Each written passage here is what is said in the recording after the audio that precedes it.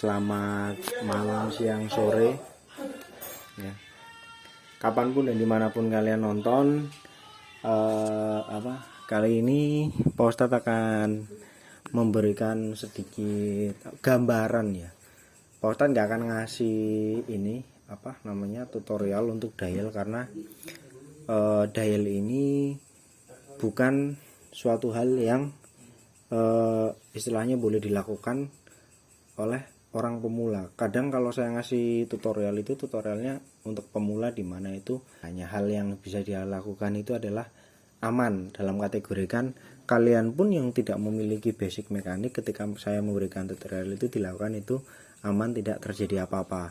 Nah, akan tetapi kalau untuk dial saya hanya akan memberi gambaran efeknya apa, fungsinya apa, dan lain sebagainya. Bagaimana kalau di motor 250, mengingat sepertinya tidak ada yang memberikan gambaran atau tutorial dalam dial di motor 250 2 silinder, pada umumnya itu hampir tidak ada. Nah, oke, di sini saya akan jelaskan. Yang pertama itu ini adalah mesin R25 ya. R25 di sini ada namanya indikator. Ini biasa disebut dengan dial gauge ya. Ini adalah dial gauge, biasa ditemui di tukang bubut dan lain sebagainya. Kenapa harus pakai dial gauge? Karena ini bacaannya akurat. Dalam artian ada beberapa alat ukur seperti sketmat atau kaliper, kemudian ada juga mikrometer, dan ada juga dial gauge. Fungsinya sama, yaitu untuk mengukur ya. Cuman secara penempatan atau ininya berbeda. Nah, oke, untuk dial gauge sendiri itu dia ketepatan bacaannya adalah 0,01 mm, hampir sama atau sama persis dengan mikrometer ya. Nah, kemudian dari situ di sini adalah ada namanya bujur. Ini bujur. Bujur ini berfungsi untuk membaca di berapa derajat dia membuka, kemudian menutup noken itu di berapa derajat. Oke, selanjutnya hal yang penting dan utama sebelum misalkan kalian melakukan dial adalah melakukan setting SIM. Setting SIM itu harus untuk motor 2 silinder atau motor DHC adalah di kerapatan minimal. Kerapatan minimal itu misalkan untuk in, kita tahu bahwa untuk in R25 itu minimalnya adalah 0,11 sampai 0,24 kalau nggak salah. Itu sekitar segitu. Sedangkan untuk X minimalnya adalah 0,15, maksimalnya adalah 0,33. Nah, dari angka kerenggangan tersebut biasanya untuk saya akan memilih kerenggangan yang paling rapat. Kenapa? Karena kerapatan SIM itu menentukan juga kapan noken itu akan membuka dan menutup. Kenapa saya pilih rapat? Biasanya kalau untuk noken standar saya biasa melakukan settingan, misalkan untuk in itu paling rapat, sedangkan untuk X itu paling renggang. Kenapa? Karena untuk mengkail torsi ya. Jadi vakum pada bagian bawahnya itu dia lebih lama. Jadi ketika udara masuk dia lebih lama bukanya, tapi untuk X-nya dia juga lebih lama bukanya. Tujuannya seperti itu. Jadi harapannya lebih banyak udara yang masuk dan dikeluarkan. Itu seperti itu. Itu kalau untuk noken standar. Akan tetapi bagaimana jika nokennya sudah custom? Ini noken custom dengan durasi yang belum kita ketahui. Kita harus mencari tahu angkanya itu berapa derajat total ininya. Kemudian penentuannya nanti adalah pada area LSA dan overlap. Kalau untuk lift sendiri itu yang penting adalah pada spring rate alias travel dari springnya. Kita harus tahu misalkan travel spring rate dari per R25 itu dia berapa mili. Jadi jangan sampai kalian bikin noken liftnya sangat tinggi tapi spring rate-nya dari pernya itu tidak sampai, itu akan menyebabkan pernya patah. Oke ya. Itu selanjutnya harus yang diperhatikan adalah karakter dari motor. Karakter dari motor ini maksudnya gimana? Saya tidak akan bisa atau tidak akan jadi ketika menerapkan angka yang sama di motor yang berbeda. Contoh, LSA yang biasa saya pakai di R25 itu adalah 105. Saya terapkan di CBR itu nggak akan jadi enak. Kenapa? Karena karakter kedua motor tersebut itu berbeda. Tapi sebaliknya, di CBR saya biasa pakai LSA 100, saya kasihkan ke R25 itu juga nggak akan enak. Ya karena kedua motor ini mesinnya memiliki karakter yang berbeda. Itu seperti itu adalah hal yang paling wajib dipahami. Jadi hal pertama ketika saya sebelum melakukan dial itu biasanya saya dyno untuk mencari apa? Mencari namanya peak power dan power band. Power bandnya seperti apa, di rentang RPM berapa, kemudian peak powernya di angka berapa, dan yang selanjutnya adalah limiter dari motor tersebut. Misalkan contoh saya bikin R25 dengan LSA yang kecil, kemudian overlapnya akan besar, peak powernya itu akan bergeser di RPM yang lebih tinggi. Akan tetapi limitnya ternyata tepat persis di RPM tersebut, maka itu akan jadi percuma. Misalkan ini limiternya kan 14.000, saya pakai overlapnya 60, otomatis limiternya sama overlap ketemunya di angka yang sama. Itu motor nggak akan enak, karena resiko dari overlap yang terlalu besar biasanya bawahannya itu hilang. Nah oke. Selanjutnya selain dari karakter motor adalah karakter dari motor ini mau dipakai apa. Kalau kita nyari untuk drag race itu biasanya saya lebih sering main untuk area X ya, area X untuk lebih maju bukaannya daripada untuk area ini. Contoh kayak road race. Road race itu kan RPM dipanteng di lama, sedangkan untuk drag race kan dia ngeng deng deng deng deng selesai.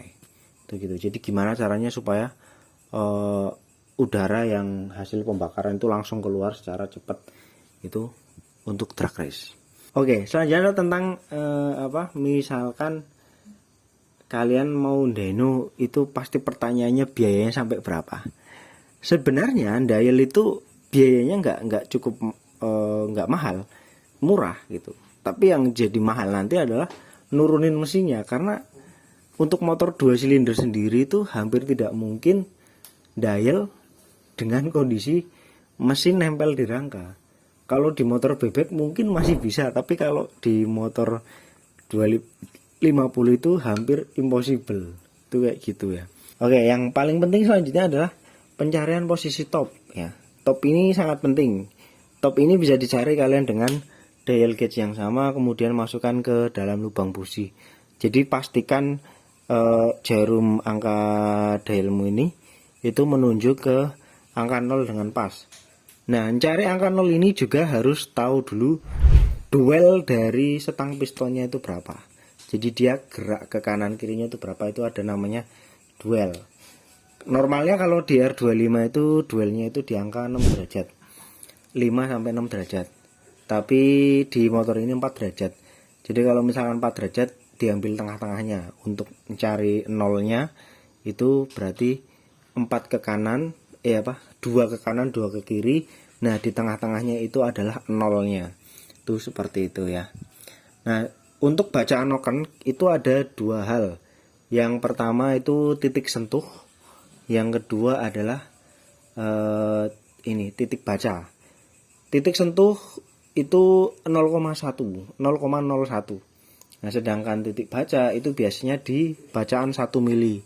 Bacaan 1 mili ini sudah dipakai hampir di semua mekanik, terutama di Asia, untuk motor Jepang, karena memang ya dari ilmu yang sudah ada rata-rata bacaan di segitu. Jadi kalau misalkan kita pakai bacaan inci, itu ada juga di bukunya Graham Bell itu pakai itu, cuman sulit karena satuannya udah beda, metrik kan sudah beda. Oke, yang hal yang paling sering dipertanyakan adalah tentang lift. Karena orang itu selalu patokannya ada lift tinggi semakin bagus, lift tinggi semakin bagus. Oke, lift itu adalah untuk menaikkan efisiensi volumetrik. Kadang kita bisa ngukur lift itu lewat sketmat.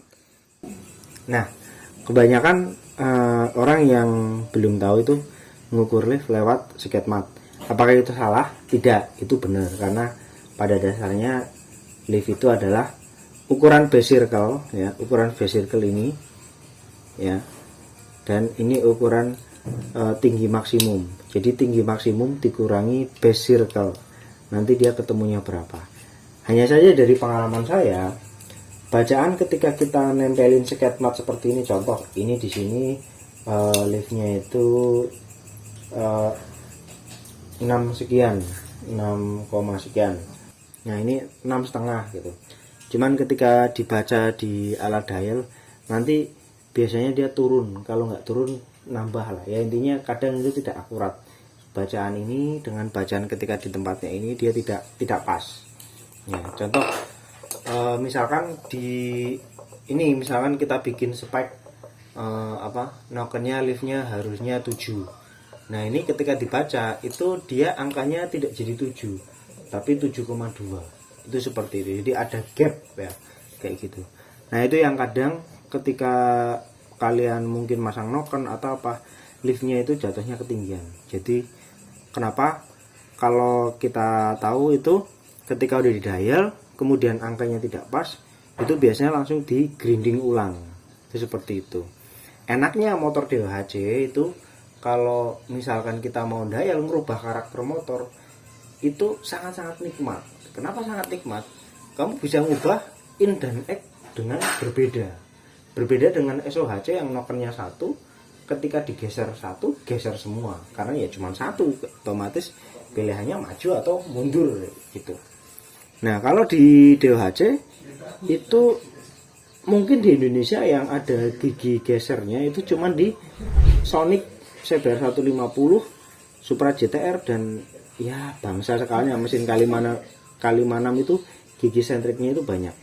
Akan tetapi kalau kita nggak ada gigi sentriknya, terpaksa kita harus melubangi ya, atau dibikin bergeser seperti ini ya. Dia ada gerakan cowakan supaya ini bisa digeser ke kanan kiri.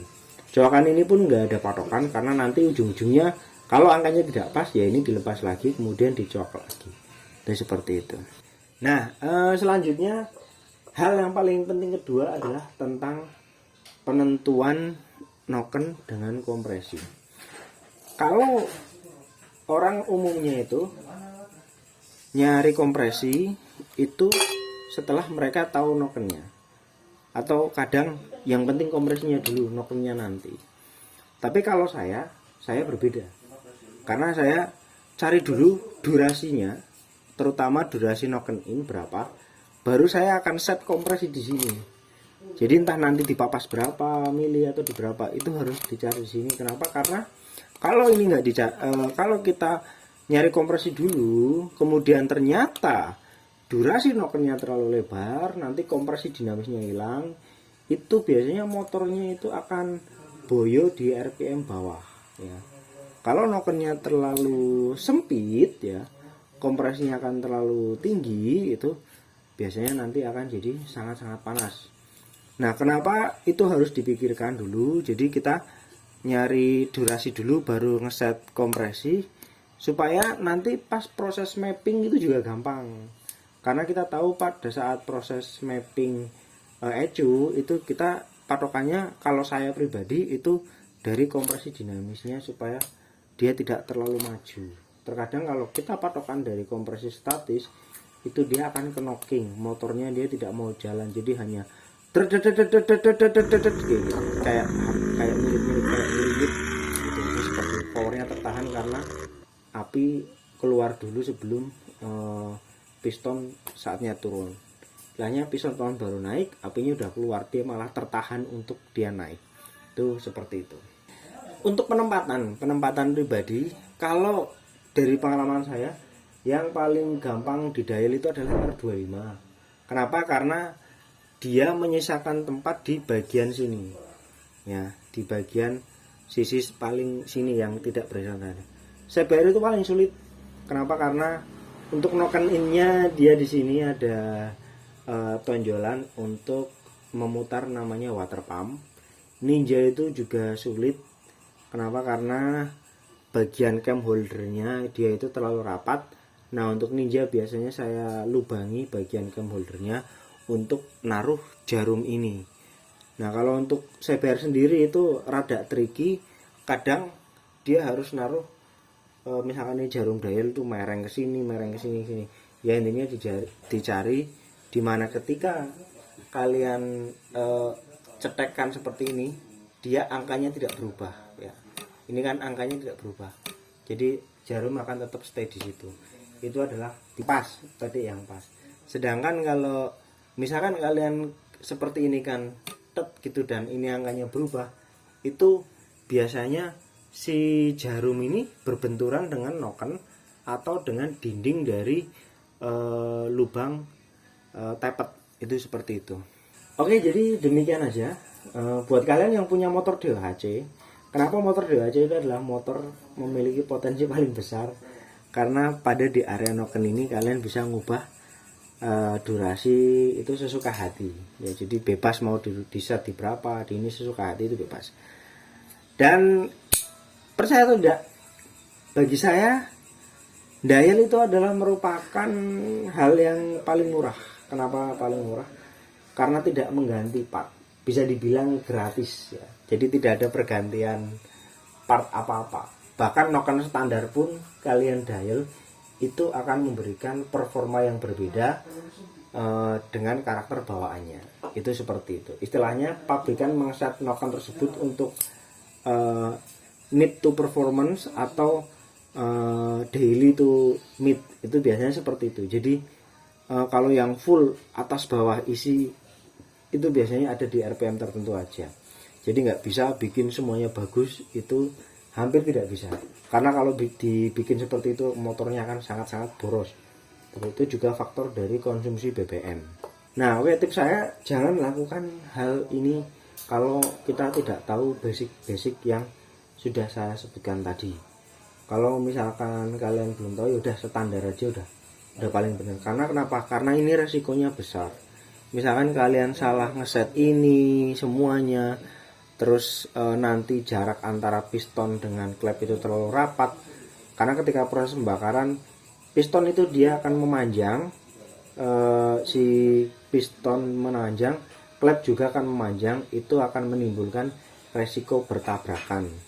Jadi ini nggak bisa misalkan main penting angkanya cocok, begitu kalian ini langsung tutup. Harus dicek juga clearance-nya itu berapa, clearance dari klep ke piston itu harus dicek berapa. Karena kalau tidak dicek itu akan red. Itu seperti itu ya. Oke, jadi begitu aja tentang dial di noken motor 250 2 silinder untuk pembukaan seperti itu. Oke, jangan lupa di komen, di like, dan di subscribe. Stay young, ride fast.